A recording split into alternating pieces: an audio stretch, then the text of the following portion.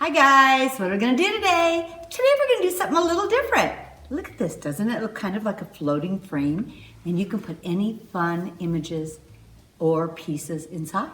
Let's get started. So the first thing I'm gonna do is I cut a piece of cheesecloth and I am going to dye it up a bit. You could use it just in the white or whatever color you would like, but I think I wanna make it look a little more vintage. So I'm gonna use my vintage photo. My distress ink here.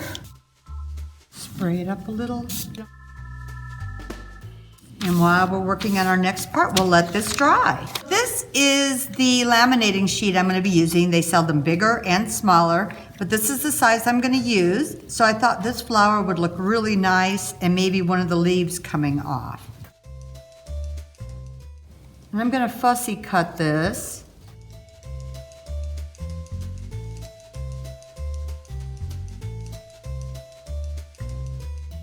So I'm opening my laminating sheet, trimmed this up a little bit, this cheesecloth. So now I'm just gonna layer my leaves and my flower on here. We're gonna be doing a border on the outside edge. If you bring this all the way up to the edge, some of it will be covered. So I'm heating my laminator up. Carefully fold this down. So make sure you have everything in there, whether you'd like a word or just leave it as is. And we are just going to laminate this. Carefully cover this with the cover sheet here. And I'm going to close this and feed this through my laminator.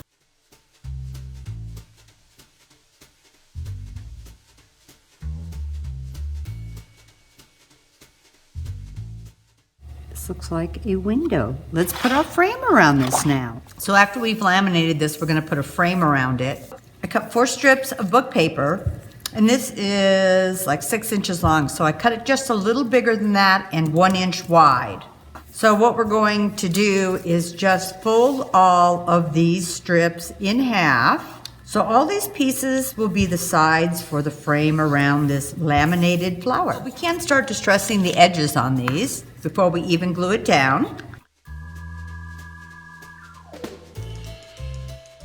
So here's our laminated piece, and what I'm gonna do is start gluing my frame around this. Just put a thin edge on the edge of this paper. And so I'm just gonna lay this just on the edge here.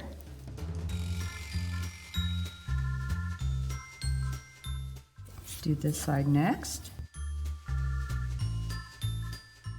So you can see how some of this is getting covered up.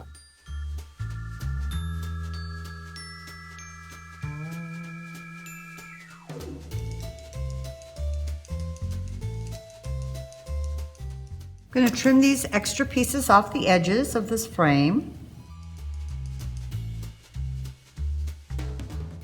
And if you wanted to, you could have even added something on the back of this to give it something fun if you were going to have it free and not on a page. So you could see something really pretty on the back also.